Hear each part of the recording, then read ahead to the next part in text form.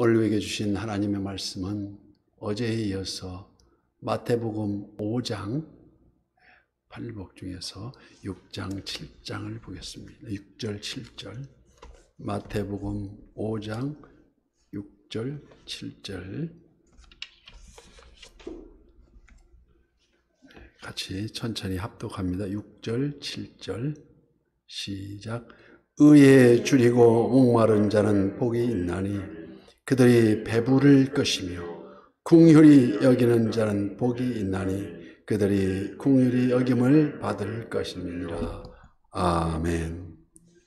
오늘 또 실시간 유튜브를 통해서 기도의 향연 속에 새벽을 깨우는 우리 성도님들 모두 여호와 샬롬 하나님의 평강과 충만한 은혜를 축복합니다. 인구가 증가하면 할수록 그리고 불경기 속에 생존 경쟁이 심각해질수록 양심을 저버리고 의를 외면한 채 그러한 사례가 많이 늘어난다고 합니다. 이러한 의란 무엇을 말할까요?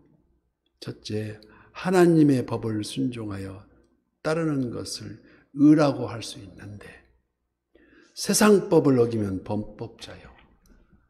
하나님의 법은 그 자체가 하나님의 명령이요 하나님의 말씀입니다. 아담은 에덴 동산에서 선악과를 따먹지 말라 하는 하나님의 말씀을 어기고 불의에 빠져서 추방당했습니다.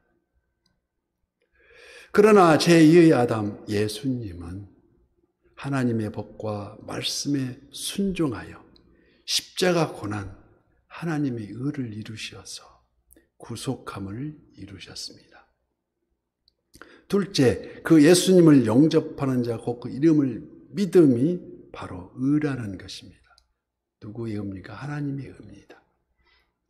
기록된 바 의인은 없나니 하나도 없으며 그러나 로마서 3장 22절 말씀에 곧 예수 그리스도를 믿음으로 말미암아 모든 믿는 자에게 비치는 하나님의 은이 차별이 없느니라. 공교롭게도 의가 한문으로 우리 상형 문자라고 하죠. 문자 속에 뜻이 들어있는 상형 문자인데 의란 오를 자는 자신을 가리키는 우에 양자가 들어있습니다. 그래서 어린 양 예수님을 표한다고 믿음으로 해석할 때는 나 위에 임마누엘 하나님이 동행하실 때 의를 이룬다는 그 기가 막힌 상형 문자라고 개인적으로 생각합니다. 그래서 배고픈 사람이 먹을 것을 찾듯이 목마른 사슴이 시냇물을 찾듯이 본문 6절 말씀 의에 줄이고 목마른 자는 복이 있나니 그들이 배부를 것이며 예수님 마태복음 6장 33절 말씀 잘 아시듯이 그런즉 너희는 먼저 그의 나라와 그 의를 구하라. 그리하면 이 모든 것을 너희에게 더하시리라. 여기 바로 그 의에 줄이고 목마른 자는 복이 있나니 그 복이 어떤 복입니까? 그들이 배부를 것임이라고 말씀하십니다. 마치 엄마가 주는 젖을 배불리 먹고 실컷 잘 먹은 아기가 만족하여서 엄마의 눈을 바라보듯이 방긋 웃으면서 그렇게 삶 속에 풍족함으로 채워진다는 것입니다. 혹 어떤 이는 불평을 합니다. 불의한 방법으로 악인이 득세하여서 저렇게 호의호식하고 있지 않느냐고. 그러나 전혀 그렇지 않다는 것을 성경은 말해줍니다. 하루아침에 시들고야말 풀의 꽃과 같다고 말합니다. 예를 들어서 유기견이 요즘에 한창 아주 센세이션을 일으키는데 애완견을 키우는 사람이 많습니다. 정부 시책에 따라서 한다고 하던데 마치 애기 끌고 다니듯이 캘리카에 데리고 산책 나가고 먹을 거 자기가 주고 또 치워주고 그 애완간이 생각할 때는 강아지가 생각할 때는 당연히 우리 주인이 나한테 이렇게 해주는 거라고 생각해서 그것도 부족해서 나는 그 자유를 찾고 싶다 해서 주인 몰래 도망쳐 나와서 생긴 게 유기견입니다. 자기가 자유로울 줄 알고 하루 지났더니 배가 고파서 쓰레기통을 뒤지는 음식물통을 뒤지는 그게 아주 추태를 부리는 애완견으로 유기견으로 변합니다. 그게 바로 악인의 말로입니다. 그래서 시편 1편 4절 말씀부터 악인은 그렇지 않으며 오직 바람에 나는 기와 같다고 말합니다.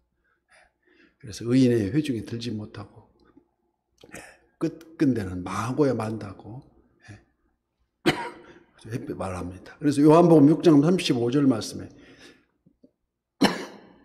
예수께서 이르시되 나는 생명의 떡이니 내게 오는 자는 결코 줄이지 아니할 것이요 나를 믿는 자는 영원히 목마르지 아니하리로다. 즉 의에 줄이고 목마른 자같이 갈급한 자에게 배부름같이 풍족한 은혜로 채워주신다는 것입니다. 이어서 오늘 본문 7절 말씀 궁휼히 여기는 자는 복이 있나니 그들이 궁휼히 여김을 받을 것이며 맥락을 같이 합니다. 궁휼이란 남을 불쌍히 여기는 자비의 마음. 그래서 히브리어로는 케세트라고 하는 측은지심입니다. 그래서 우리 사람이 측은지심보다도 하나님이 예수님이 측은지심으로 거기 긍휼입니다. 그래서 대체적으로 승자는 패자를 멸시하고 부자는 가난한 사람을 업신여기고 강자는 약자를 무시하는 경향이 있습니다. 그래서 야고보서 2장 13절 말씀에 궁휼을 행하지 아니하는 자에게는 궁휼 없는 심판이 있으리라. 궁휼은 심판을 이기고 자랑하느니라고 기록하고 있습니다. 예수님의 궁휼, 죄범한 영혼들을 구하시려고 하늘 보좌를 다 버리시고 내려오셔서 낮고 낮은 천한 세상에 인간의 몸으로 체유를 당하셨으며 감당하셨습니다.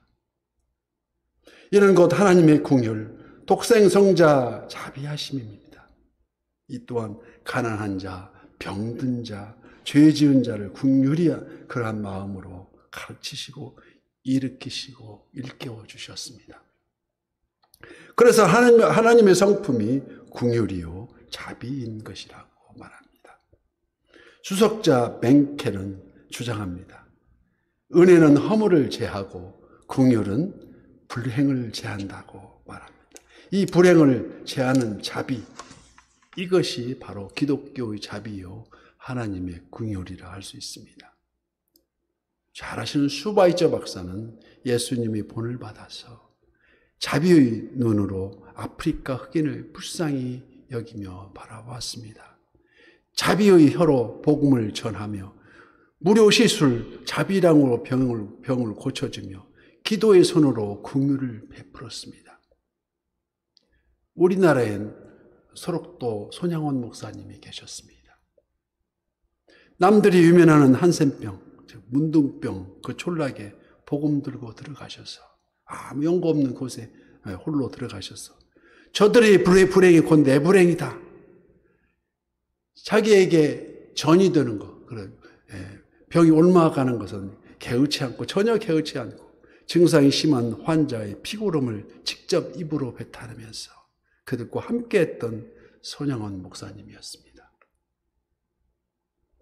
인도의 성자 썬다싱이 그의 전기 중에서 이런 얘기가 나옵니다.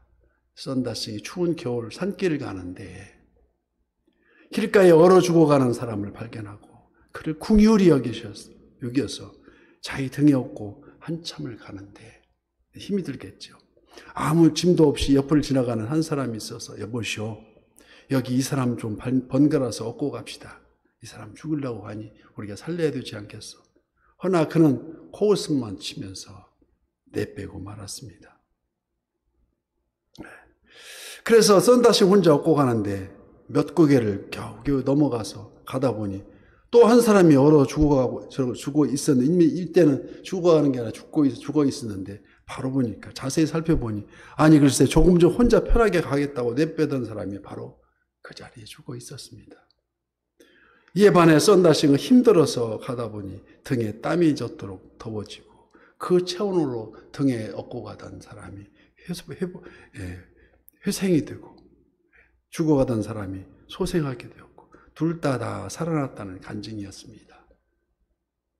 이처럼 궁휼히 여기는 자는 복이 있나니 그들이 궁휼히 여김을 받을 것이며 여기 궁휼히 여기는 자란 5절 말씀에 우리가 보았듯이 온유한 자와 그 맥을 같이 합니다. 왜냐하면 온유한다는 것은 다른 사람들이 자신에 대해서 잘못한 점이 있다 하더라도 부드럽게 대하는 것이 그 온유한 사람의 태도인데 궁휼히 여긴다는 것은 상대방의 죄인임에도 불구하고 동정심을 갖는다는 의미이기 때문입니다.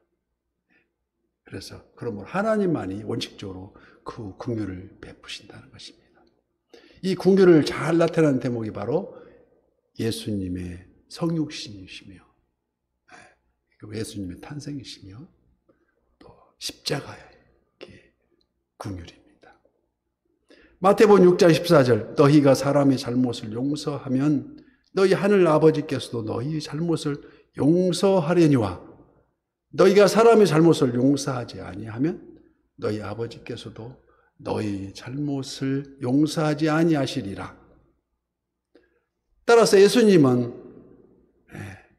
말씀의 핵심은 사람이 하나님의 긍휼을 생각하고 행동할 때 그 자신 역시 하나님에게 긍휼히 여기는 대상으로 간주된다는 것입니다. 이는 우리가 매일매일 주님이 가르쳐 주신 기도를 우리가 낭독 주 기도문 중에 우리가 우리에게 잘못한 사람을 용서해 준 것 같이 우리 죄를 용서하여 주시고라고 매일 고백하는 것 같이 긍휼히 여김을 받는다 하면 궁극적으로 마지막 때에 나타나는 하나님의 자비 곧 그리스도를 통한 하나님의 원대한 구원 계획이심을 깨달아야 한다는 것입니다. 그래서 예수 그리스도의 종이요 야고보의 야곱 형제인 바로 예수님의 동생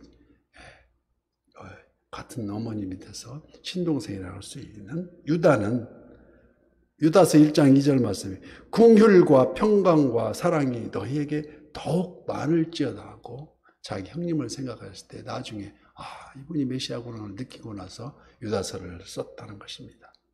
이렇게 고백함과 그 유다 서신을 보면서 오늘도 선한 이웃이 바로 선한 이웃의 지체가 되어서 새벽을 깨우리로다. 의에 줄고 목마른 자로 풍족한 은혜와 함께 생명의 말씀으로 채워지면서 요즘에 90일 성경 통독에 열중하시는 모든 분들이 다 참여하셔서 생명의 말씀으로 채워지며 불행을 제하는 자비가 항상 그 말씀 속에 임하시길 예수님 이름으로 축복합니다.